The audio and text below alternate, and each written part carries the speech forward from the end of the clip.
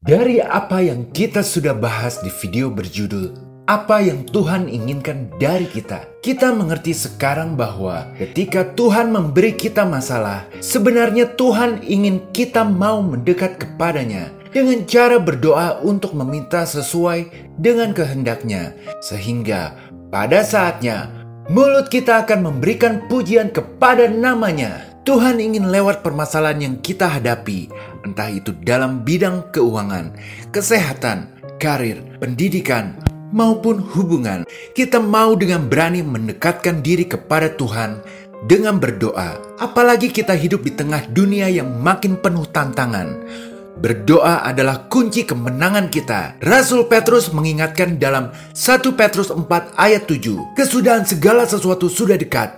Karena itu kuasailah dirimu dan jadilah tenang, supaya kamu dapat berdoa.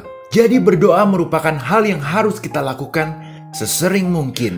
Bahkan di dalam Yakobus 4 ayat 2b tertulis, kamu tidak memperoleh apa-apa karena kamu tidak berdoa. Luar biasa. Oleh karena itulah, doa merupakan nafas hidup orang Kristen. Karena tanpa berdoa terlebih dahulu, kita bagaikan ranting yang tercabut dari pohonnya. Intinya berdoa itu sangat penting, dan berdoa itu sebenarnya sederhana. Tapi terkadang banyak dari kita masih suka bingung tentang apa yang harus kita katakan atau bicarakan dengan Tuhan. Puji syukur, Yesus Tuhan kita telah mengajarkan cara berdoa yang benar kepada kita, yaitu dalam doa Bapa kami. Namun ini bukan berarti kita harus terus-menerus mengucapkan doa Bapa kami di dalam setiap doa kita, melainkan kita harus mengingat unsur-unsur yang ada dalam doa Bapa kami, yang jumlahnya ada 4. Unsur pertama, yaitu kata-kata pujian atau adoration. Unsur kedua, yaitu kata-kata pengakuan dosa atau confession. Unsur ketiga, yaitu kata-kata ucapan syukur atau thanksgiving. Dan unsur keempat, yaitu kata-kata permohonan atau supplication.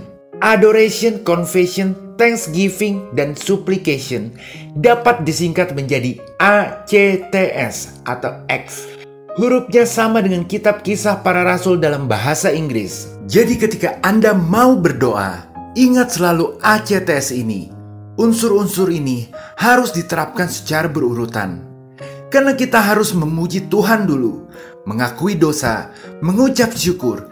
Baru setelah itu, kita dapat meminta sesuatu kepada Tuhan dalam nama Yesus.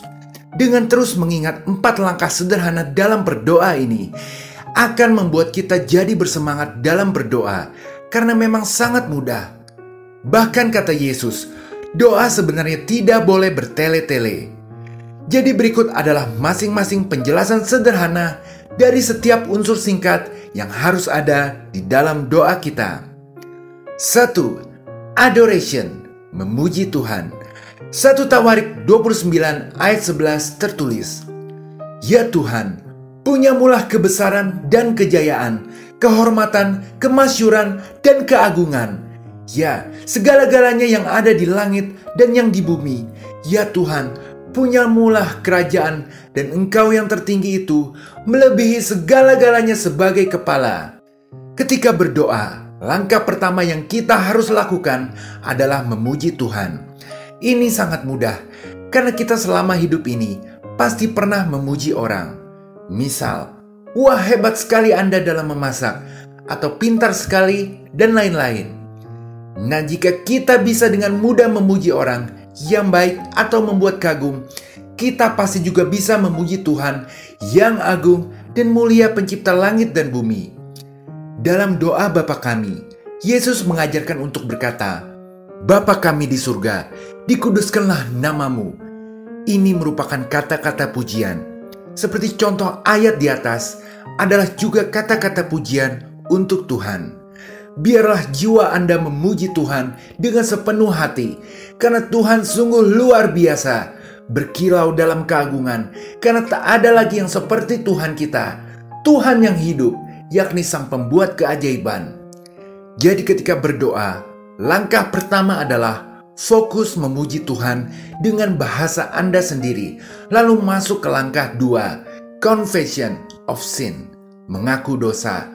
Mazmur 32 ayat 5 tertulis, "Dosaku kuberitahukan kepadamu, dan kesalahanku tidaklah kusembunyikan. Aku berkata, aku akan mengaku kepada Tuhan pelanggaran-pelanggaranku, dan Engkau mengampuni kesalahan karena dosaku." Unsur ini sangat penting karena kita memberitahukan Tuhan bahwa kita membutuhkan Tuhan. Kita menempatkan diri di bawah Tuhan. Kita miskin di hadapan Tuhan. Bahwa kita hanyalah debu yang memerlukan pengampunan dan kemurahan Tuhan dalam hidup kita. Dosa merupakan penyebab utama kita tidak bisa menerima berkat Tuhan. Maka Tuhan Yesus dalam doa Bapa kami memberitakan untuk berkata, "Ampunilah dosa kami." Dan syarat utama agar dosa kita bisa diampuni itu adalah dengan mengampuni juga orang yang telah bersalah kepada kita. Karena jikalau kita tidak mau mengampuni, maka Bapa kita tidak akan mau mengampuni kita juga. Dan dosa akan membuat kita jauh dari Tuhan yang adalah sumber berkat. Seperti yang Amsal 28 ayat 13 katakan, "Siapa menyembunyikan pelanggarannya tidak akan beruntung, tetapi siapa mengakuinya dan meninggalkannya akan disayangi." Apa dosa yang paling tidak kelihatan? Yaitu dosa kesombongan.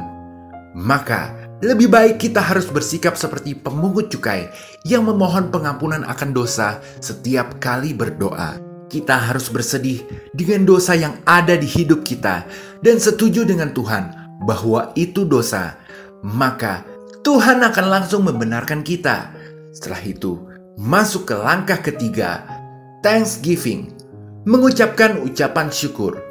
Mazmur 57 ayat 10-11 tertulis, "Aku mau bersyukur kepadamu di antara bangsa-bangsa. Ya Tuhan, aku mau bermazmur bagimu di antara suku-suku bangsa. Sebab kasih setiamu besar sampai ke langit, dan kebenaranmu sampai ke awan-awan." Mengucap syukur artinya kita mengakui bahwa kita selama ini telah menerima manfaat, sehingga kita mengungkapkan rasa terima kasih dengan perkataan kita. Di mana jika kita mengatakannya dengan tulus, maka sikap kita pun akan mencerminkan rasa bersyukur. Kita tidak lagi bersungut-sungut seperti umat Israel yang terus berada di padang gurun selama 40 tahun dalam kisah Keluaran. Lagi-lagi ini adalah masalah kesombongan. Jadi bersungut-sungut itu sangat berbahaya karena kita menganggap bahwa diri kita lebih pintar daripada Tuhan. Sedangkan mengucap syukur artinya kita mengakui bahwa kita itu manusia yang terbatas. Kita memerlukan Tuhan sebagai gembala untuk menuntun kita ke air yang jernih. Ucapan syukur yang kita katakan itu pastinya mengekspresikan bahwa kita itu percaya dengan pemeliharaan Tuhan. Selalu mengucap syukur dapat membuat kita tahan terhadap siksaan padang gurun masalah yang dimana pada akhirnya membuat kita bisa masuk ke tanah perjanjian penuh madu dan susu. Lalu bagaimana merangkai kata dalam unsur mengucap syukur di doa kita? Ingat saja bagaimana ketika Anda telah berbuat baik dan seolah-olah Anda ingin menerima penghargaan dari orang lain. Atau Anda bisa melihat bagaimana orang tua kita atau siapa saja yang tanpa pamrih berbuat baik kepada kita. Atau kita bisa mencontoh salah satu ucapan syukur Daud seperti di dalam Mazmur 86 ayat 12-13. "Aku hendak bersyukur kepadamu ya Tuhan, Allahku, dengan segenap hatiku dan memuliakan namamu untuk selama-lamanya. Sebab kasih setiamu besar atas aku, dan Engkau telah melepaskan nyawaku dari dunia orang mati yang paling bawah." Intinya kita harus mengingat-ingat kebaikan Tuhan. Hitung satu-satu berkat kita selama ini.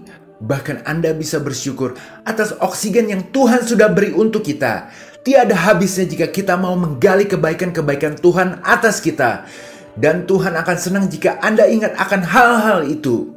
Setelah mengucap syukur, kita bisa masuk ke langkah terakhir, yaitu langkah keempat, supplication, mengucap permohonan. Mazmur 30 ayat 9 tertulis, "Kepadamu ya Tuhan, aku berseru, dan kepada Tuhanku, aku memohon." Setelah kita memuji Tuhan, mengaku dosa, dan mengucapkan syukur, barulah kita sekarang mengucapkan permohonan kita. Sampaikan pada Tuhan apa yang menjadi kebutuhan kita saat ini. Ingat bahwa apapun yang kita minta dalam nama Yesus, kita akan mendapatkannya, agar nama Bapa dipermuliakan. Yesus mengajarkan dalam Yohanes 15 ayat 7, "Jikalau kamu tinggal di dalam aku, dan firman-Ku tinggal di dalam kamu, mintalah apa saja yang kamu kehendaki, dan kamu akan menerimanya." Cepat atau lambat, kita akan menerimanya, asalkan permintaan kita sesuai dengan kehendak Tuhan atas hidup kita. Misal jika kita meminta motor, tapi Tuhan punya rencana atas hidup kita itu memiliki mobil, maka akan terjadi penundaan. Intinya, Tuhan tahu yang terbaik. Yang kita harus lakukan adalah terus mendekat kepada Tuhan dengan kerendahan hati. Kita dengan cara berdoa. Rencana indah telah Tuhan siapkan bagi kita, yaitu masa depan yang penuh damai sejahtera dan harapan. Yang Tuhan mau, kita itu mendekatkan diri kepada Tuhan dengan berdoa. Bisa dibilang jika kita sering berdoa dengan memasukkan keempat unsur ini dan mendengarkan suara Tuhan dengan setia, melakukan perintahnya dengan sepenuh hati, hidup kita akan diangkat di atas segala bangsa di bumi ini. Berbagai berkat akan mengalir kepada kita. Kita diberkati di dalam kota dan di ladang yang subur. Buah kandungan kita dan hasil bumi kita akan melimpah. Anak lembu dan kambing domba yang berlimpah, bakul dan tempat adonan kita diberkati oleh Tuhan. Kita akan diberkati saat masuk dan keluar. Tuhan akan memerintahkan berkat atas segala usaha kita di negeri yang diberikannya kepada kita. Tuhan akan melimpahi kita dengan kebaikan. Tuhan akan memberikan segala kebaikan kepada kita. Maka, janganlah hendaknya kita khawatir lagi tentang apapun juga, tetapi nyatakanlah dalam segala hal keinginan kita kepada Tuhan dalam doa dan permohonan dengan ucapan syukur. Dan lagi yang tidak kalah penting, ketika kita berdoa, penting untuk selalu mengundang kehadiran Roh Kudus.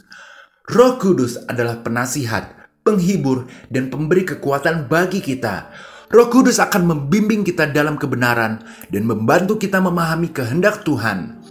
Jadi ketika kita berdoa, mintalah Roh Kudus untuk hadir dalam hidup kita, membimbing kata-kata kita untuk mendoakan segala keinginan kita kepada Bapa, dan membuka hati kita untuk menerima pesan dari Tuhan. Dengan bimbingan Roh Kudus, doa kita menjadi lebih kuat dan lebih berarti. Kita bisa merasakan kehadiran Tuhan lebih dekat dan lebih nyata, yang pada akhirnya kita akan merasakan berbagai kemenangan atas masalah dan tantangan terjadi di dalam hidup kita sehari-hari. Jadi ingat selalu keempat unsur ini yang dapat disingkat ACTS dalam setiap doa Anda, karena ini digunakan sebagai panduan untuk mengatur dan memandu doa kita, memastikan bahwa kita menghormati, mengakui dosa-dosa kita, bersyukur, dan memohon kepada Tuhan seperti doa Bapa kami yang diajarkan Tuhan Yesus. Sebagai contoh, mari kita berdoa bersama-sama. Ya Tuhan yang mulia, bertahta di kerajaan surga, kami datang di hadapan-Mu dengan kerendahan hati. Kami undang Roh Kudus ke dalam hidup kami. Kami mengakui dosa-dosa kami di hadapan-Mu. Kami minta ampun atas kesalahan-kesalahan yang telah kami lakukan. Kami tahu bahwa hanya Engkau yang dapat mengampuni dan membersihkan kami. Terima kasih Tuhan atas kasih karunia dan kemurahan-Mu. Kami bersyukur atas segala berkat yang telah Engkau berikan kepada kami. Engkau adalah sumber kehidupan dan anugerah yang tak terhingga. Ya Tuhan, dalam kerendahan hati kami memohon kepadamu. Bimbinglah langkah-langkah kami dan berikan hikmat-Mu. Lindungi kami dari segala bahaya dan godaan yang menghadang. Kami mengakhiri doa ini dengan penuh keyakinan.